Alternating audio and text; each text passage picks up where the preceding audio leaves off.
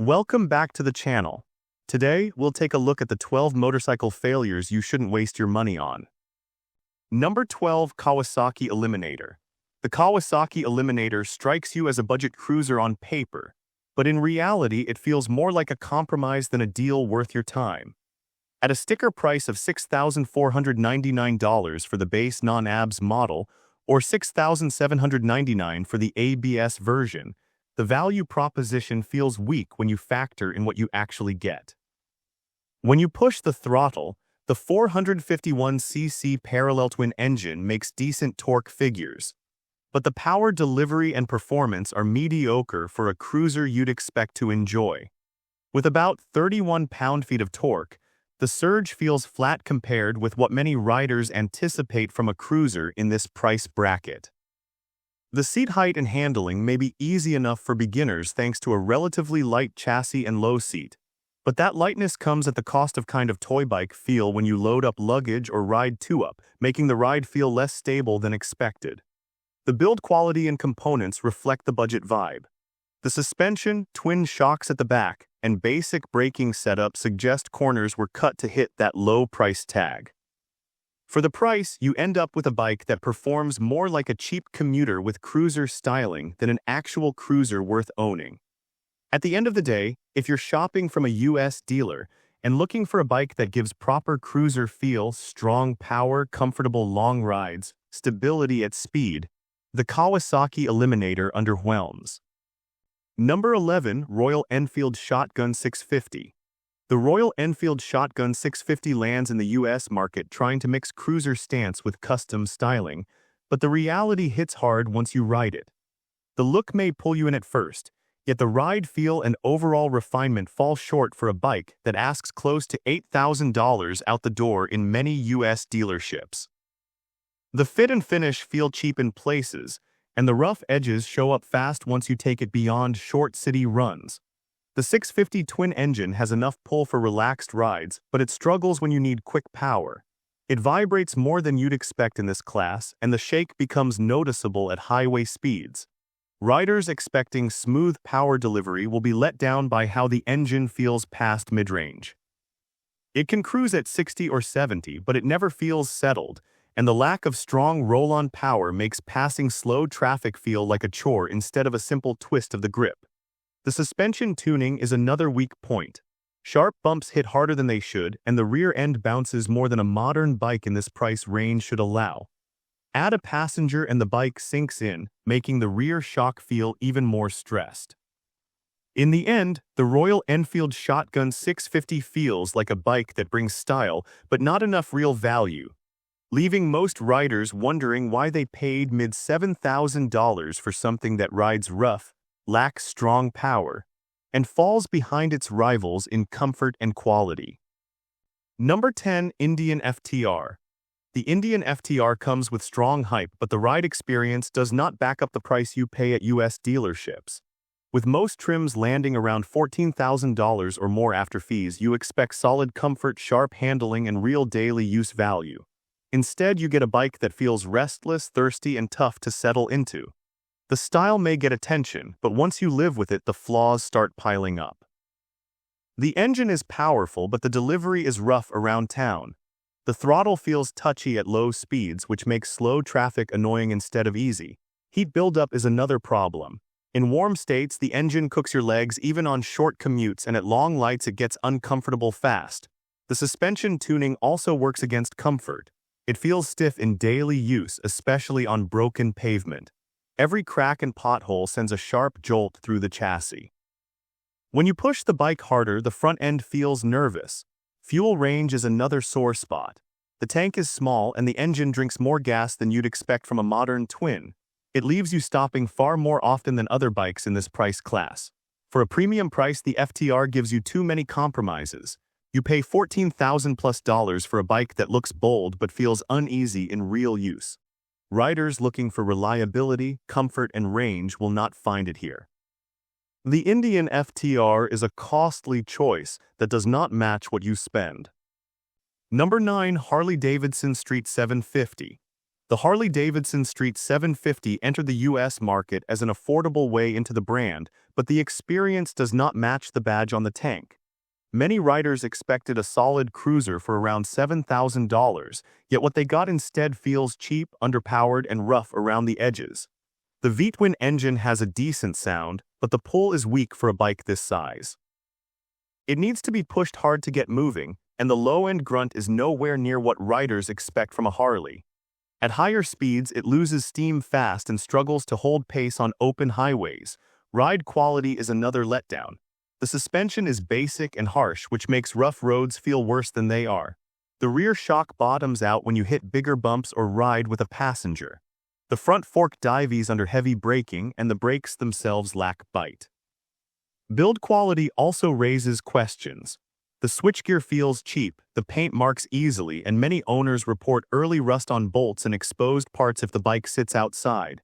The seat is narrow and gets uncomfortable within an hour. For a price in the low to mid $7,000 range after dealer fees, riders expect more than a badge. If you plan to spend this kind of money, there are far better options waiting. The Street 750 is easy to skip. Number 8. Moto Guzzi V85. The Moto Guzzi V85 shows up with bold styling and a price that sits around $13,000 at many US dealers, but the real-world experience does not line up with the cost. It looks different enough to grab interest, yet once you ride it, the weak points come out fast. The bike feels dated in key areas, and the comfort level is lower than what you expect at this price. The air-cooled engine has character, but it is not smooth. The shake at idle is strong, and the buzz stays with you as the revs rise.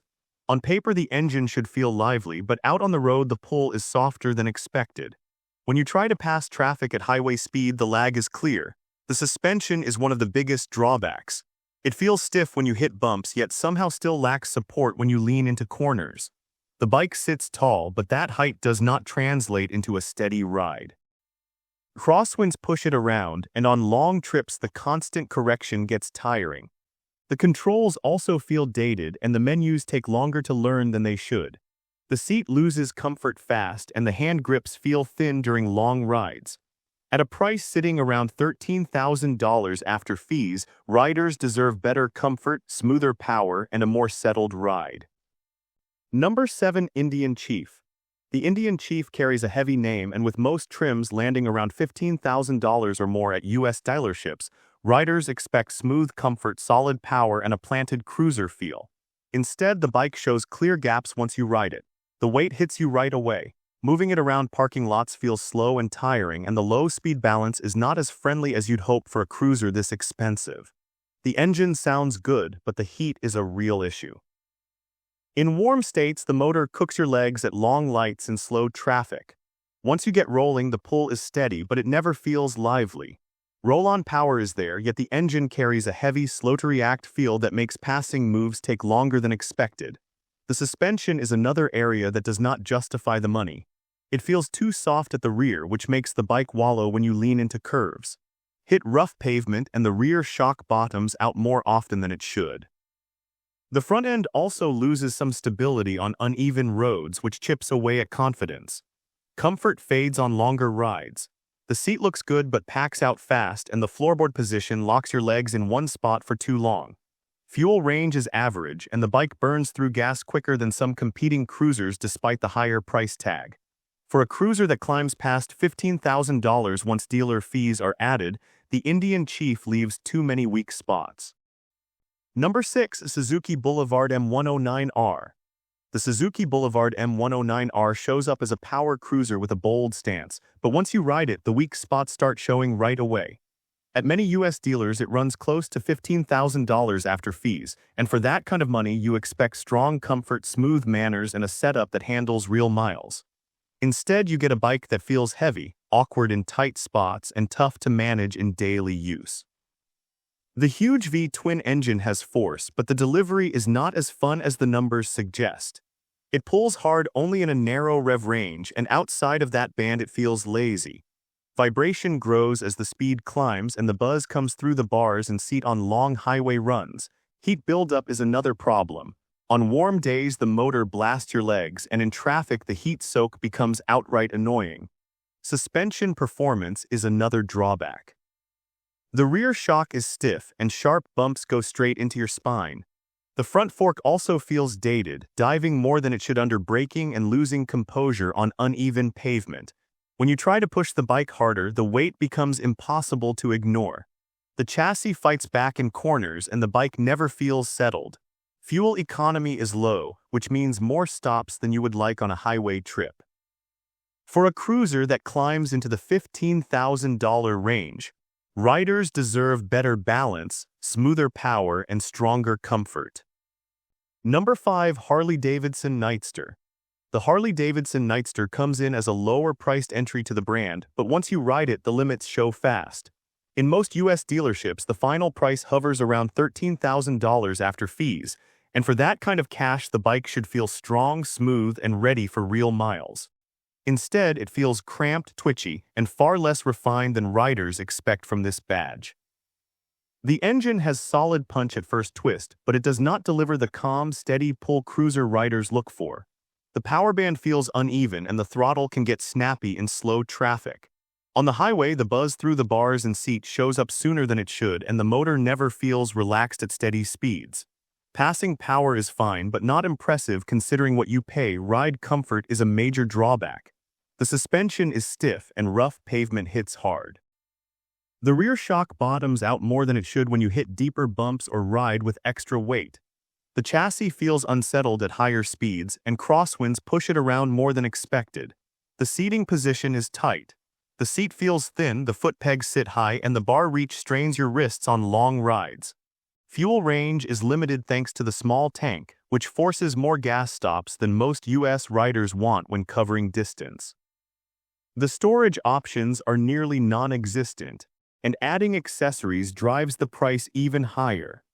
For a bike that sits around $13,000 once it leaves the showroom, the Harley-Davidson Nightster does not give enough comfort, stability, or long-mile confidence. Number 4. Indian Challenger. The Indian Challenger shows up with a bold fairing and a strong first impression, but once you get past the looks, the issues start stacking up. At many U.S. dealerships, the real price pushes past $25,000 after fees, and that alone raises the bar. A bike at this level should feel tight, smooth, and ready for long cross-country miles. Instead, the ride has quirks that chip away at comfort and confidence the longer you stay in the seat. The engine has good punch, but the tone of the power delivery never settles. At slow speeds, the throttle can feel touchy, almost jumpy, making parking lot moves more stressful than they should be. Weight is the biggest surprise. Once you fully load the bike with luggage or a passenger, it feels massive. Tight U-turns and city traffic become tiring fast. Even at speed, the front end sometimes feels heavier than expected, which takes away some of the confidence you want during long sweeping curves. The electronics package is packed with features, but the interface is slow to react.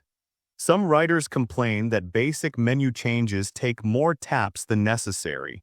For a machine that crosses the $25,000 line once it leaves the showroom, the Indian Challenger leaves too much on the table. Number 3. Triumph Trident 660. The Triumph Trident 660 arrives in the U.S. market with a clean look and a starter-friendly pitch, but once you put real miles on it, the weak spots show up fast.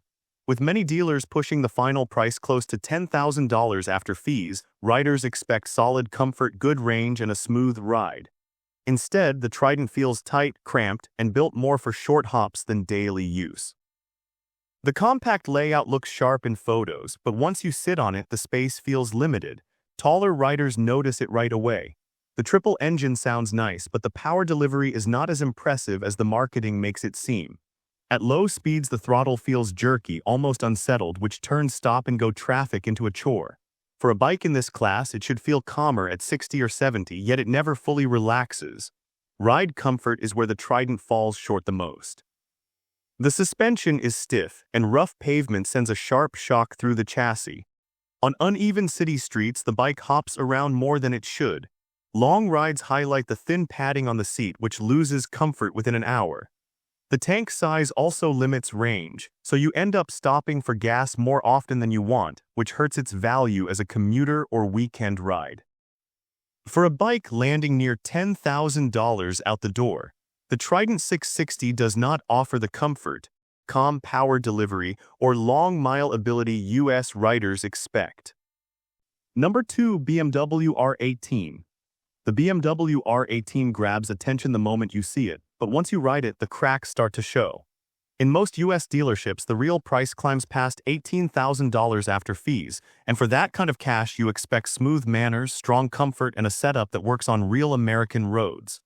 Instead, the R18 feels oversized, stubborn at low speed, and tiring in ways you do not expect from a premium cruiser. The big boxer engine is the star on paper, yet on the road it can feel more like a problem than a perk. At idle, the shake is heavy. In stop-and-go traffic, the side-to-side rock gets old fast. Once you pick up speed, the pull is steady, but the bulk of the engine makes the response feel slow. Ride comfort is another area where the bike falls short. The rear suspension has limited travel, which means every bump on broken pavement sends a firm hit through the seat. On rough roads common in many US states, the ride becomes tiring in under an hour. The seating position looks relaxed but locks your legs in one angle. Long rides turn into a stretch-and-shift routine just to stay comfortable. Fuel range is only average, and the weight makes low-speed corrections exhausting. Add in the high price, and the value starts fading fast. For a cruiser sitting in the $18,000 range, the BMW R18 asks a lot from the rider while giving less comfort and ease than expected. Number 1. Indian Scout 60.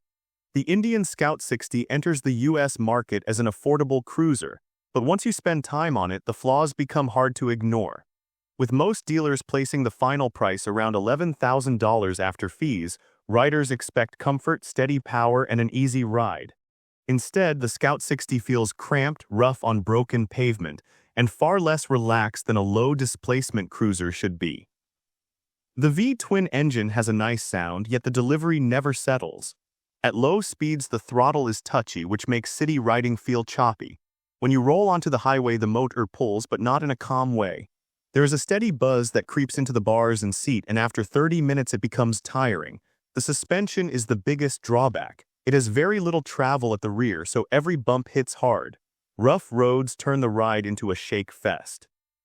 The front fork dives more than it should when braking, which takes away confidence during fast stops or downhill turns. The chassis feels unsettled on uneven pavement and never gives that planted cruiser feel. Long trips highlight even more weak points. The seat looks soft but breaks down fast, and the limited leg space forces you to shift around constantly.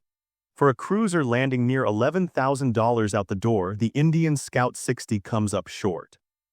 And with this, we have reached the end of this video. Make sure to like it and subscribe the channel for future upcoming videos.